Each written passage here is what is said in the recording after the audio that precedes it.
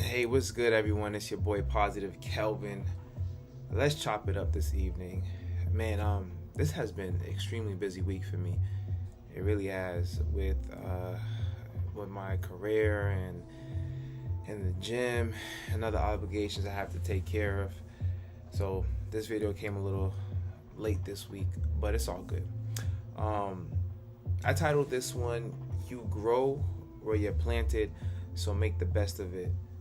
And man, for me, when I first heard those words, it really hit me like a ton of bricks, man. I mean, first of all, no one chooses what life they're born into. You feel me? Like your mother, based on the situation, whatever, she had you and you were born into the life that, you was in.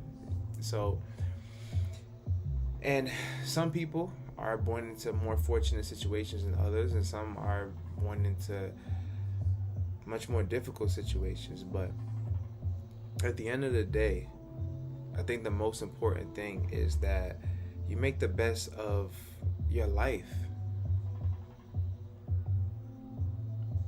Yeah. You make the best of your life. And for some people, that's unsettling. That's not. I've learned how difficult people could be. Sometimes words are not enough. Things you say is not enough, and that's okay. And I understand, because there were points in my time in my life where I just feel like, if you're going through something, or you have a mindset, or your mind made up, or a belief, it's really hard to hear something that challenges it, or not even challenge it. I might even try to give it a different spin on it, a different perspective. But sometimes it's like, I'm not trying to hear all that. So you got to make the best of your life, man. I mean, that's all you could do. That's all you could do. I'm here to share positivity, and I would tell that to my closest friend, my brother, whatever. And then from that point, if you decide like, okay, you know what, you're right, this is my life, and I'm gonna make the best of it. And then I'll help them, any way I can to take the steps to start making that possible. I think another thing that goes along understanding that you grow where you're planted is you got to see yourself as important, and you got to see yourself as you were made and born here with a purpose.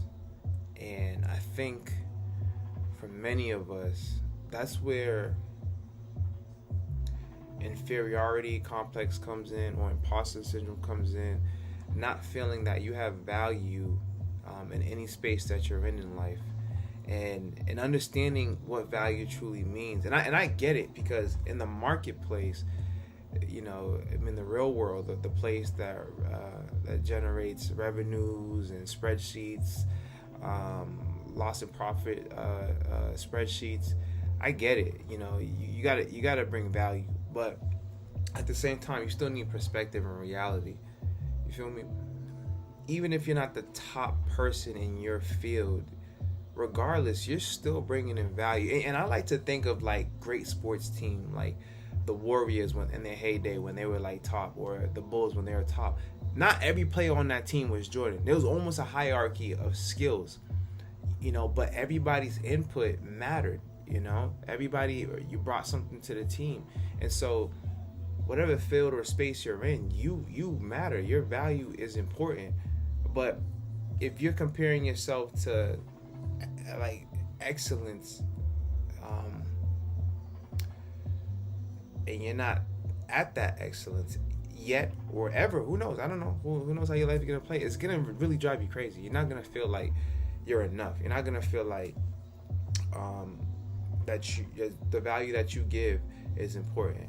It's crazy. I mean, so let's go back to the Warriors example, right? So when Andre Iguodala, and this is back then when the Warriors had their team and they were on the championship run. And Andre Iguodala used to play for the Philadelphia 76ers, and he was an all-star. When he got to Warriors, it was very hard for him to come off the bench. That was his role. His role completely changed. He went from being an all-star, dropping probably like 20 points a game. I don't remember his stats, but for him to be traded to another team and then was asked that, hey, your new role is you're coming off the bench. You're not gonna be that guy here for real. That's hard to swallow. But eventually he accepted the system and he realized, like, damn, you know what? I'm a terrific player, but I'm not Steph Curry. You feel me? So you gotta have perspective, but at the same time, it doesn't mean just because you're not at the top that you have no value. And it doesn't mean don't strive to be there. And you just never know when your time or chance is coming. So if you stay ready, you never got to get ready because you're ready for that spot. You never know. You feel me? That spot might open up for you. But at the same time, on your process and your journey in your life, you have to know that you're important and that you do have value for sure. And that's something that I'm proud to say that I've learned to accept that regardless, I have value. I bring something to the table, and it's not a settling statement saying like, okay, no, I'm good here. I'm good here at life. I'm not gonna grow anymore. I'm good. I have it. No. I'm always striving. I'm always growing. I'm always self-improving, and I'm always trying to get better, but with perspective. And you know what's helped me gain that perspective? And I encourage anyone who's watching this to, if you ever get a chance to mentor someone, to coach someone, to teach someone, I think you'll see when you're actually the one in charge of inputting, or the one responsible of educating or helping this person grow, you look at things differently. And so as a coach, a lot of my players, of course, want to go to the NBA. But sometimes, I'll never diminish or discourage anybody to go after their goals or dreams. But sometimes you gotta give them perspective. You don't gotta shut it down, but you gotta give them perspective. I remember I was coaching this young kid. I'm like 5'10". He was like 5'7", and he wasn't really extremely athletic. Didn't possess incredible skills, and his work ethic was good, but it could have been better, and it had to be almost damn near excellent for someone his size. So I had to have real talks with him. I had to real talks. I was like, hey, maybe you could play college ball at a lower level school, or maybe you can play a men's league when you're done. So I gave him perspective, but I told him he's still valuable. It's not that you're not valuable no more. It's not that you don't have anything to offer in this space, in this realm of basketball. It just needs to be shifted with reality. So I really want everyone to know that, you are valuable, you are important, especially with how society is nowadays and how social media can always make you feel like you're not doing enough, or you get FOMO. You're not involved enough, you're not out enough, you're not doing this enough, and that word enough is what's killing people. And I hope that we all can look in the mirror and say, I am enough. I am enough. And my last point I'm going to say, I wrote it down, that's why I keep looking down. My last point I'm going to say is, you have to cherish your life.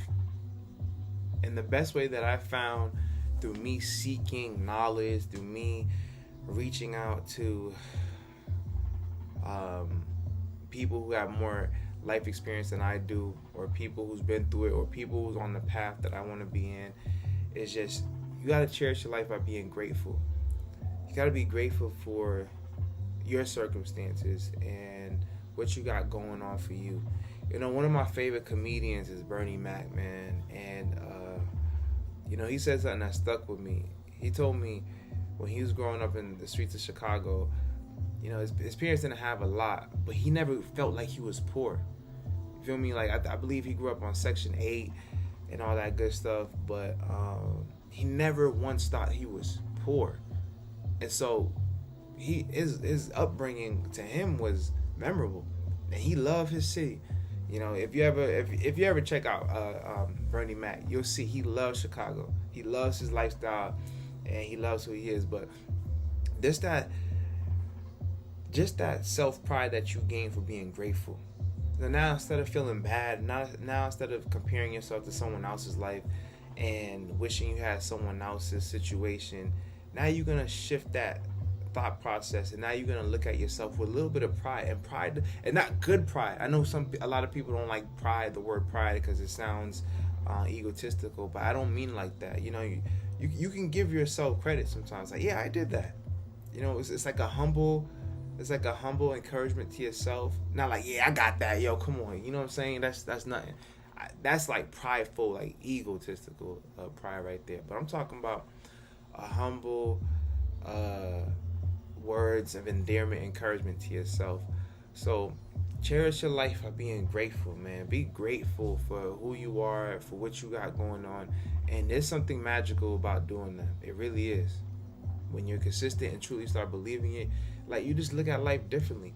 I think things, for me, when I started doing that, because I'm trying to make it relatable, life became easier. It doesn't mean I didn't have challenges, but it's just easier. Not as stressful, not worried. It just, everything worked out. If there was a challenge, if there was a curveball that came up,